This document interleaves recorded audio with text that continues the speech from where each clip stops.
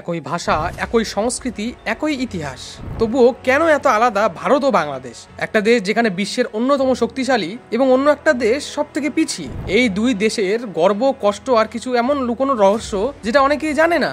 এবং সব থেকে বড় প্রশ্ন হলো, ভারত ও বাংলাদেশের মধ্যে সবচেয়ে বেশি শক্তিশালী এবং স্বয়ংনির্ভর কে?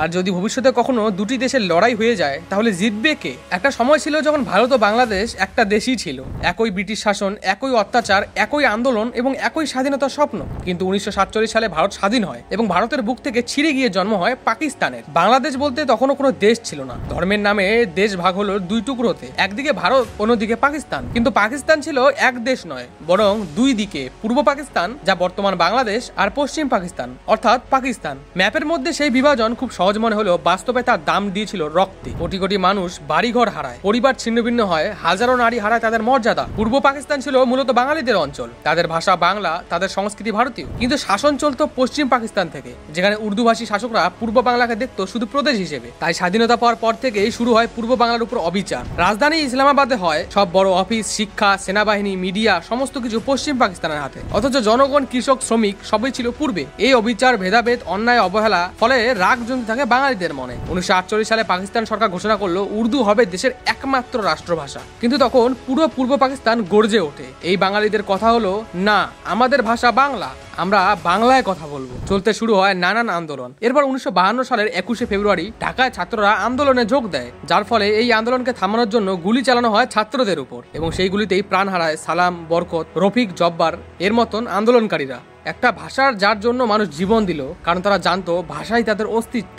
ভাষার পর শুরু হয় অর্থনৈতিক অন্যায়। পূর্ব পাকিস্তান উৎপাদন করত দেশের প্রায় 70% পণ্য, কিন্তু বাজেটের 80% যেত পশ্চিমে। শিক্ষা, স্বাস্থ্য, রাস্তা, শিল্প সবকিছুতেই অবহেলা। অথচ প্রতিটি গ্রামে মানুষ তখনও আশায় ছিল একদিন সমান অধিকার তো আসবে। এরপর নানান আন্দোলন, এরপর নির্বাচনের সিদ্ধান্ত নেওয়া হয়। যে নির্বাচনের মাধ্যমে সিদ্ধান্ত নেওয়া হবে যে ক্ষমতা কার হাতে থাকবে। ফলে 1970 সালের নির্বাচনে শেখ মুজিবুর রহমানের দল আওয়ামী লীগ পূর্ব পাকিস্তানের প্রায় সব আসনে জয়লাভ করে, কিন্তু পশ্চিম পাকিস্তানের সরকার ক্ষমতা দিতে অস্বীকার করে। সেই অন্যায় সারা পূর্ব পাকিস্তান ক্ষোভে ফেটে পড়ে। 21শে মার্চ 1971 সালে পাকিস্তানি সেনারা ঢাকায় অভিযান চালায়, অপারেশন সার্চলাইট। হাজার হাজার সাধারণ মানুষ, নারী, শিশু প্রাণ হারায় নিজের ঘরেই। কিন্তু সেই আগুনেই জন্ম নেয় স্বাধীনতার চেতনা। তারা বুঝতে পারে তাদের জন্য আলাদা রাষ্ট্র দরকার ও স্বাধীনতা দরকার। সেদিন থেকে বাঙালিরা আর ভয় পায়নি। ভারতের সহায়তায় শুরু হয় মুক্তিযুদ্ধ। এর ফলস্বরূপ 9 মাস যুদ্ধের পর 1971 সালের 16ই ডিসেম্বর পাকিস্তানি সেনারা আত্মসমর্পণ করে এবং জন্ম নেয় একটা নতুন দেশে, যার নাম হয় বাংলাদেশ।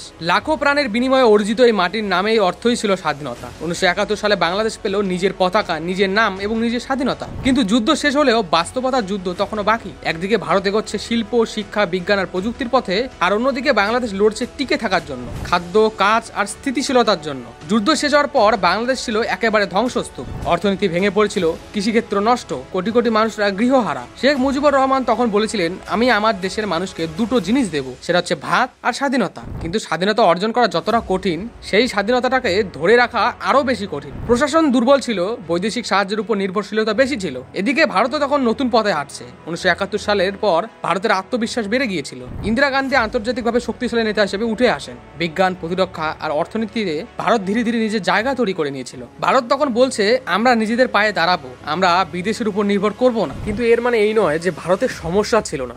দারিদ্রতা, দুর্নীতি, জাতপাতের ভেদাভেদ সবকিছুই তখনও ছিল, এখনো আছে। বাংলাদেশ সদ্য স্বাধীনতা হওয়ার পর 1975 সাল ছিল একটা অভিশাপের মতো। সেই বছর শেখ মুজিবুর রহমানকে পরিবার সহ হত্যা করা হয়, আর সম্পূর্ণ দেশটা যেন এক মুহূর্তের জন্য ডুবে যাওয়ার মতো হয়। বারবার ক্ষমতা বদল, সেনা শাসন, ধর্মীয় রাজনীতির উত্থান সব মিলিয়ে দেশের দিকটা হাহাকারে হয়ে ওঠে। ভারতে যেখানে জিডিপি 2024 সালের আনুমানিক অনুযায়ী 3.7 ট্রিলিয়ন, সেখানে বাংলাদেশের জিডিপি 410 বিলিয়ন। বর্তমান সময়টাকে চিন্তা করলে একদিকে ভারতীয়রা অর্থাৎ ভারতীয় ছেলেমেয়েরা বিদেশে কাজ করার পাশাপাশি বিশ্বের বড় বড় কোম্পানিগুলিতে সিইও এবং লিড পজিশনে কাজ করছে, পাশাপাশি নিজস্ব অনেক স্টার্টআপ কোম্পানি খুলে অনেক বড় বড় সফলতা নিয়ে আসছেন। অন্যদিকে বাংলাদেশের ছেলেমেয়েরা কাজ খুলছে মালয়েশিয়া বা দুবাইতে। দুই দেশে একটাই জিনিস লক্ষ্য করা যায় যে দুর্নীতি, বেকারত্ব, শিক্ষার মানের পতন। ভারতীয় রাজনীতিতে অর্থ আর প্রভাব এবং বাংলাদেশ বাংলাদেশের রাজনীতিতে ক্ষমতার প্রতিশোধ। তাই বলা যায় ভারত হলো বৃহৎ এবং বাংলাদেশ হলো দ্রুত, সেটা সৈন্যের দিক থেকে হোক কিংবা শক্তির দিক থেকে কিংবা অর্থনৈতিক দিক থেকে। এটা স্বাভাবিক যে বাংলাদেশ ভারতের সামনে কোনো অংশেই তুলনার বিষয় নয়। ভারত সবসময় এগিয়ে ছিল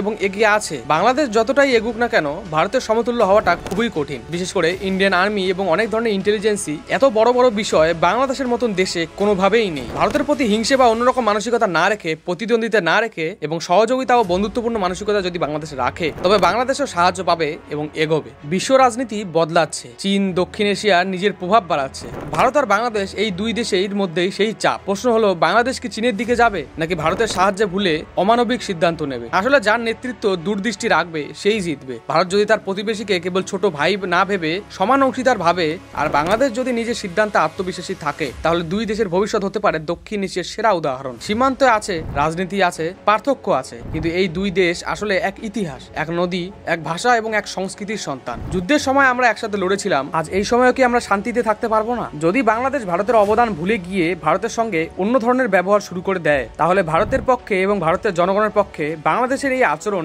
একেবারেই মেনে নেওয়া সম্ভব হবে না। আর সিদ্ধান্ত যাই হোক না কেন ভারত এবং বাংলাদেশ কখনোই তুলনা হয় না। ভিডিওটি যদি ভালো লেগে থাকে তাহলে অবশ্যই ভিডিওতে একটি লাইক দিয়ে চ্যানেলটিকে সাবস্ক্রাইব করা ভুলবেন না। দেখা হচ্ছে পরের ভিডিওতে, ততক্ষণের জন্য ভালো থাকুন এবং সুস্থ থাকুন।